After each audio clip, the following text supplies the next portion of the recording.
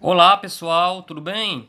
Aqui quem fala é o professor Ramon, de Biologia, e eu vou ministrar para vocês agora uma aula virtual para dar sequência ao nosso conteúdo de Biologia que nós tivemos que interromper momentaneamente por conta da pandemia, tá? Como vocês vão ver, o foco da filmagem vai ser nos slides para que vocês possam acompanhar essa aula da melhor forma possível, tá? Então, por essa razão, vocês não vão ver o meu rosto na tela. Eu vou apenas falar, explicar e vocês vão acompanhar a aula que eu vou dar agora para vocês, ok?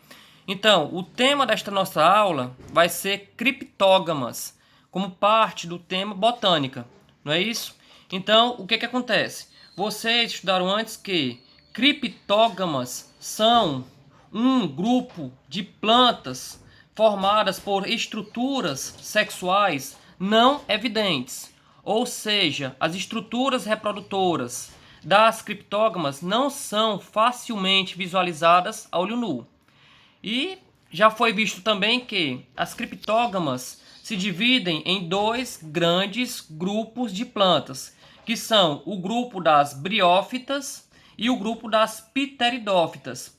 Então, desse tema criptógamas, nós vamos ter duas aulas, sendo que cada aula vai ser referente a cada um desses dois grupos, ok?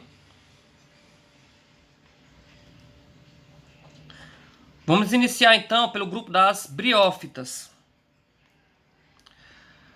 As briófitas são plantas avasculares. O que significa dizer que briófitas são plantas avasculares?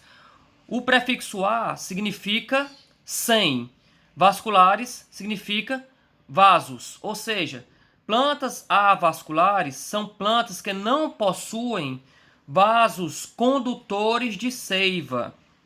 Vamos lembrar o que é seiva. Existem dois tipos de seiva nas plantas, que são a seiva bruta e a seiva elaborada. Seiva bruta é aquela formada por água e sais minerais que a planta extrai do solo a partir das suas raízes. O que a planta faz com essa água e com esses sais minerais? A planta transporta, através desses vasos condutores, essa água e esses sais minerais até as partes do corpo da planta que realizam a fotossíntese. Essas substâncias, no caso essa água e esses sais minerais que formam a seiva bruta, vão ser utilizadas pela planta durante a fotossíntese para a produção das moléculas orgânicas que são sintetizadas na fotossíntese, como vocês já estudaram no ano passado, no primeiro ano do ensino médio, ok? Então, por as plantas do grupo das briófitas não possuírem vasos condutores de seiva, ou seja, em razão de essas plantas serem avasculares, existe uma consequência direta. A consequência direta é que as plantas briófitas necessariamente serão plantas de pequeno porte. Mas aí vocês podem perguntar, por que as briófitas têm que ser plantas de pequeno porte? Qual é a relação do porte da planta com a ausência de vasos condutores de seiva? Ocorre que, sendo plantas de pequeno porte, em vez do transporte de seiva por sistemas condutores, que não existem no caso das briófitas, o transporte de água, de sais minerais e das substâncias orgânicas que vão ser produzidas na fotossíntese vai ser realizada por difusão. O que acontece? As substâncias orgânicas, como consta no slide, elas formam o segundo tipo de seiva, que é a seiva elaborada. Então, nós temos a seiva bruta, que é formada pelos sais minerais e pela água, e a seiva elaborada, que é formada pelas substâncias orgânicas. Essas substâncias orgânicas são produzidas na fotossíntese e distribuídas por todo o corpo da planta, tá? Porém, em plantas de pequeno porte, como as briófitas, esse tipo de transporte de substâncias vai ser feito de uma outra maneira. Um processo que vocês já conhecem, que vocês estudaram no primeiro ano. Esse processo é a difusão. Vamos lembrar o que é difusão. Difusão é o transporte de substâncias do local onde essas substâncias estão presentes em maior quantidade para o local em que as substâncias estão presentes em menor quantidade. Ou seja, as substâncias vão se mover do local onde elas estão presentes em quantidade maior para o local em que elas estão presentes em quantidade menor, ok? Então, no caso, como vai ser feito a difusão da água, dos sais minerais e das substâncias orgânicas nas briófitas? Vai ser feita por difusão de uma célula para outra, de célula para célula. Sempre da célula onde a substância está presente em maior quantidade para a célula em que a substância está presente em menor quantidade.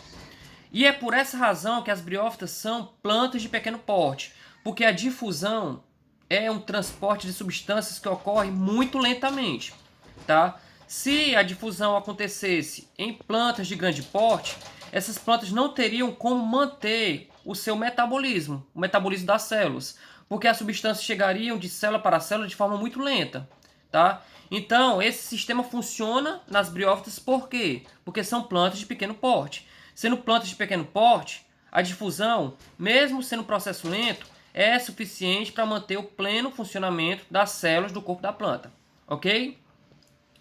No ciclo de vida das plantas em geral, existem duas fases, que é a fase gametofítica, representada pelo gametófito, N, ele é N porque ele é haploide, e a fase esporofítica, representada pelo esporófito. O esporófito é 2N. Por que o esporófito é 2N?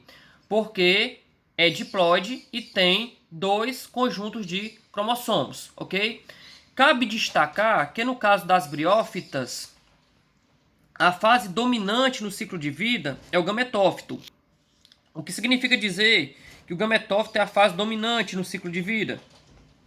Significa que o gametófito é a fase que se desenvolve mais e é a fase que se prolonga mais durante o ciclo de vida da planta, ou seja, é a fase mais duradoura.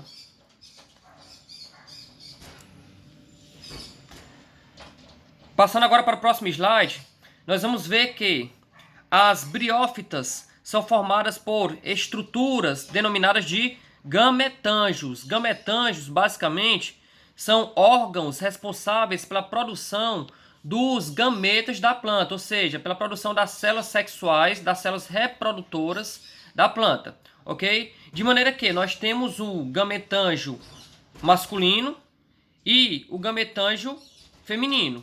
O gametângio masculino é o anterídeo. O anterídeo produz anterozoides. Os anterozoides são os gametas masculinos, ou seja, são as células reprodutoras masculinas da planta, tá? E nós temos o gametângio feminino, chamado de arquegônio.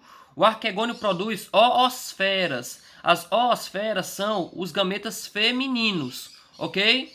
São os gametas responsáveis pela reprodução sexual de plantas femininas, ok? Então, o que acontece? Quando os anterozoides e as oosferas se encontrarem, essas células vão se fundir e vão cumprir com uma das etapas do estágio reprodutório dessas plantas, ok? Cabe destacar que as plantas podem ser tanto de sexos separados, ou seja, quando uma planta possui apenas a estrutura sexual masculina ou apenas a estrutura reprodutora feminina, ou então podem ser plantas hermafroditas, no caso quando uma planta possui no seu corpo, na sua estrutura, tanto a parte reprodutora masculina quanto a parte reprodutora feminina, ok? No caso das briófitas em particular, a maioria das plantas tem sexos separados, ou seja, na maioria das vezes a planta vai possuir apenas anterídeo ou apenas o arquegônio, tá? E aqui do lado nós temos uma estrutura semelhante a um coração, tá? Onde se apresenta os arquegônios, que representam-se os gametângios femininos, e os anterídeos, que são os gametângios masculinos, ok?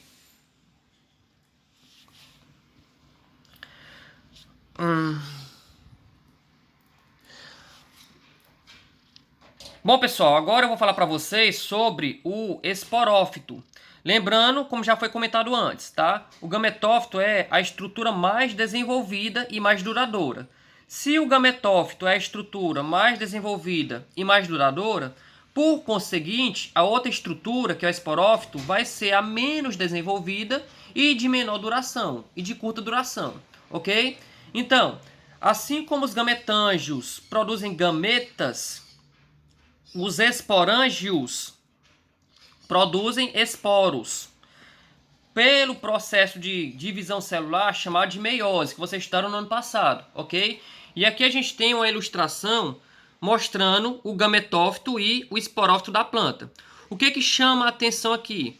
Percebam que o esporófito ele cresce sobre o gametófito. O esporófito se localiza na parte de cima da figura e o gametófito na parte de baixo da figura, ok? Por que o esporófito está posicionado sobre o gametófito? Porque o esporófito depende do gametófito para sobreviver. É do gametófito que o esporófito recebe a nutrição que ele precisa para se manter vivo e funcional. Então, sempre o esporófito vai se posicionar acima do gametófito, como visto nessa figura, ok? Porque o esporófito não é autossuficiente. O gametófito sim, mas o esporófito não. Então, o esporófito depende do gametófito para se manter vivo, ok? Então, aqui uma imagem que destaca bem as diferenças entre o esporófito e o gametófito. Vamos ver, o esporófito ele é diploide, ou seja, o esporófito é 2N. Por que o esporófito é diploide? Porque ele possui 2 conjuntos de cromossomos, ok? É uma fase passageira, uma fase curta, uma fase temporária, de curta duração, como já foi dito anteriormente. Aclorofilado. Por que aclorofilado? Esse A, como vocês já sabem, significa 100. Tá? Esse prefixo A significa 100. Aclorofilado sem clorofila. Por quê? É uma estrutura da planta que se localiza no corpo da planta em uma região onde não acontece a fotossíntese, ok? E é depende de quê? Dependente do gametófito. Vocês acabaram de ver que o esporófito não tem sobrevivência dependente de circunstâncias próprias, ou seja, o esporófito não depende de si próprio para sobreviver, ele depende do gametófito. E é por isso, mais uma vez, que o esporófito sempre cresce sobre o gametófito nas briófitas, ok? E vamos ver agora a outra fase, que é a fase gametofítica, representada pelo gametófito. O gametófito é haploide, ele só tem um conjunto de cromossomos. Ele é representado, portanto, pela letra N, tá? É a fase mais desenvolvida, mais duradoura, é a fase que se prolonga, ok? E é clorofilado, por quê? Porque é formado por células que têm clorofila e, portanto, realizam a fotossíntese, tá? E ao contrário do esporófito, que é dependente, o gametófito é sustentável, ele é autônomo, ele depende apenas de si próprio para se manter, ok? O que é mais que chama a atenção nessa figura?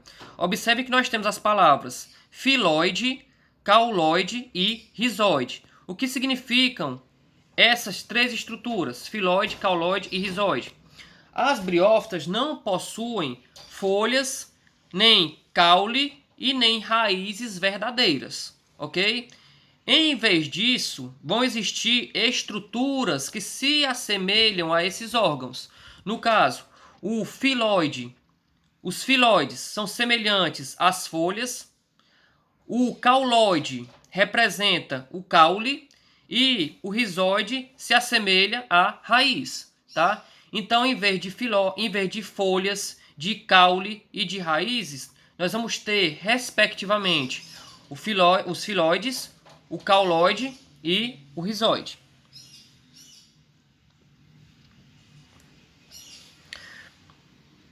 Agora vamos para uma das partes mais importantes desta aula, que diz respeito à reprodução das briófitas, ou seja, o modo como essas briófitas se propagam e geram descendentes.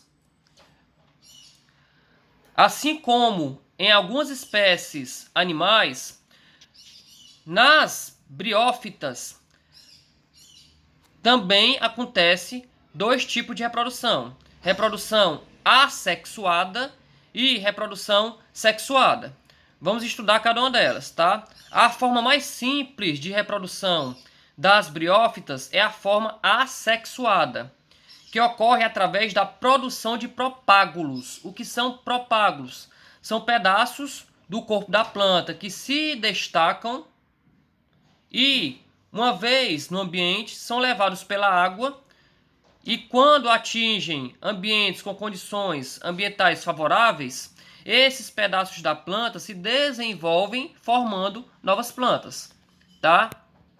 Então, é muito semelhante ao processo de brotamento, de reprodução assexuada por brotamento, que vocês viram lá em poríferos, quando nós estávamos na parte de zoologia, tá? Vocês viram que no brotamento, uma parte do corpo do porífero se destaca do corpo do animal, cai no ambiente e se desenvolve a ponto de formar um novo porífero, não era assim?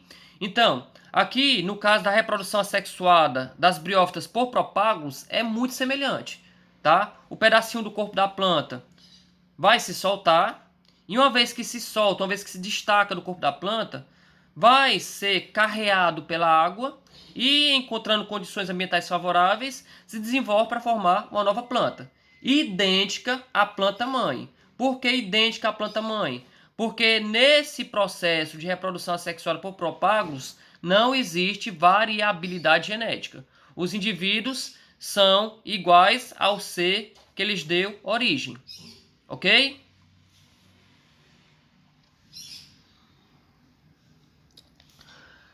Porém, o principal tipo de reprodução em briófitas é a forma sexuada, que ocorre com um processo de alternância de gerações. Como assim, alternância de gerações?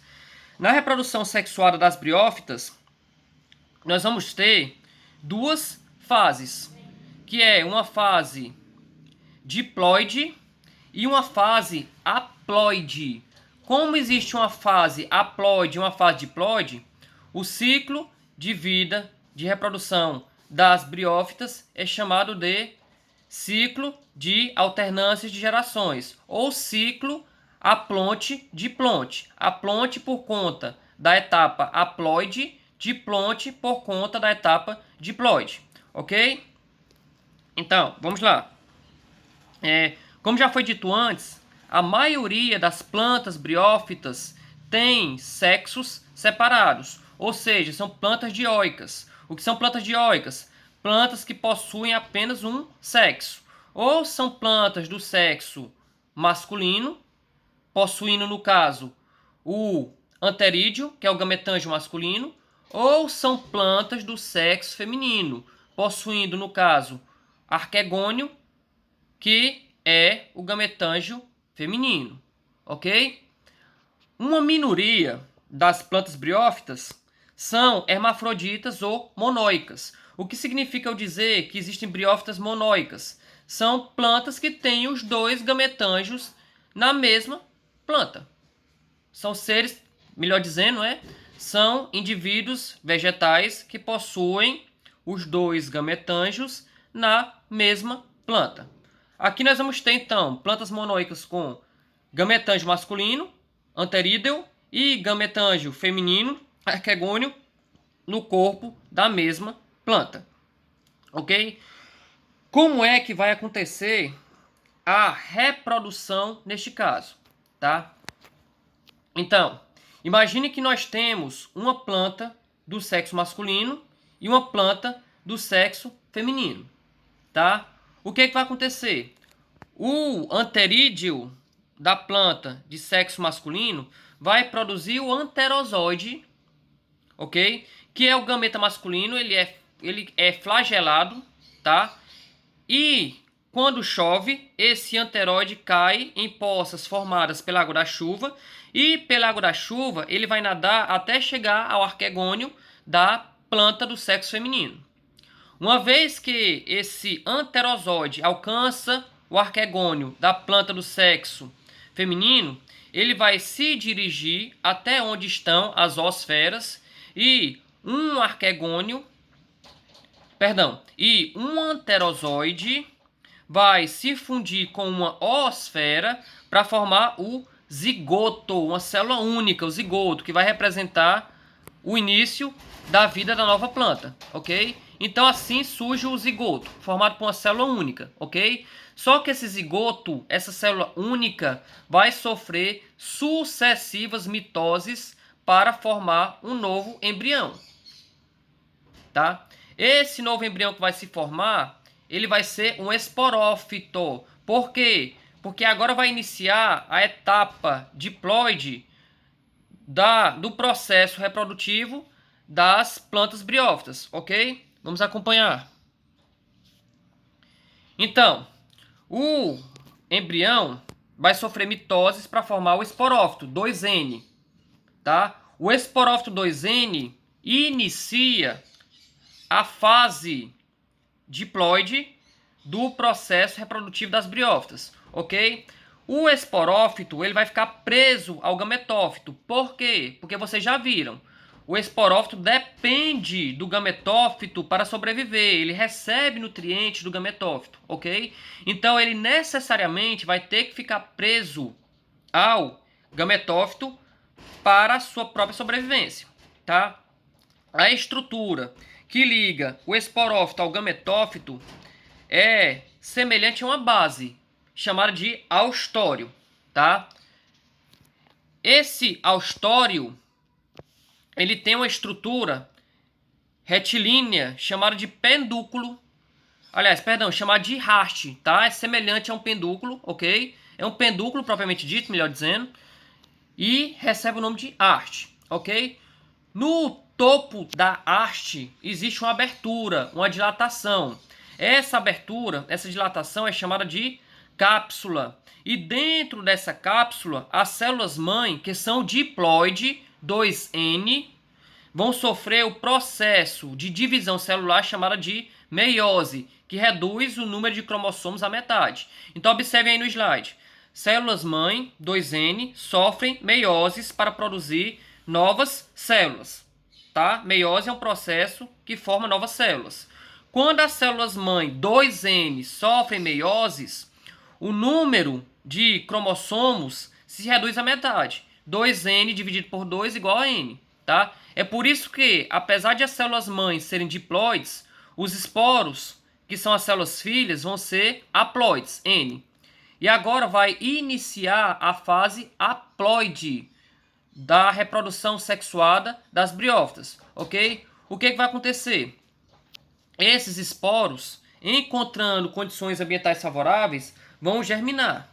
Uma vez que eles germinam, eles formam uma estrutura chamada de protonema, que já representa, que já é parte da fase haploide do ciclo reprodutivo das briófitas, ok? Uma vez que esse protonema se forma, o gametófito se desenvolve um pouco mais e permanece vivo.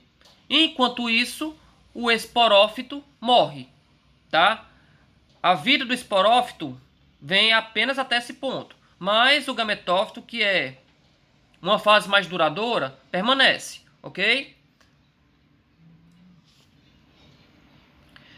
Essa imagem ilustra muito bem todo esse processo que eu acabei de falar para vocês, tá? E nós vamos aproveitar essa ilustração para revisar o que acabou de ser dito. Lembrando que essa ilustração, esse desenho, também existe no capítulo de briófitas do livro de vocês, tá? Então vocês vão poder acompanhar tanto aqui pelo slide, ou se preferirem, é até bom mesmo, com o livro de biologia do lado, vocês abram na página que apresenta essa imagem do capítulo de briófita do livro de vocês, tá? Eu só não sei que página é, porque eu não tô com o meu livro de biologia aqui perto de mim, esqueci de trazer, mas tá lá no capítulo de briófitas, ok? Então, acompanhe aqui pela imagem, tá? Mais uma vez, observem aqui, onde eu estou indicando com o meu dedo. Aqui nós vamos ter tanto o gametófito feminino, quanto o esporófito representados nessa parte aqui da imagem, ok? Percebam mais uma vez que o esporófito sempre está posicionado acima do gametófito, ok? Porque o esporófito depende do gametófito para a sobrevivência. E vocês viram que o esporófito ele é ligado ao gametófito feminino, por esse pendúculo aqui que forma a haste. E na extremidade da haste nós temos aquela dilatação, aquela abertura chamada de cápsula, tá? Dentro dessa cápsula, que vem para destaque aqui, dentro desta cápsula vai acontecer o processo de meiose nas células-mãe. As células-mãe são diploides, 2N. Porém, o processo de meiose, que reduz o número de cromossomos à metade, forma esporos N, ok? Esporos N. Esses esporos vão ser eliminados da cápsula, ou seja, a cápsula se abre. Uma vez que a cápsula se abre, esses esporos são liberados para o ambiente, tá?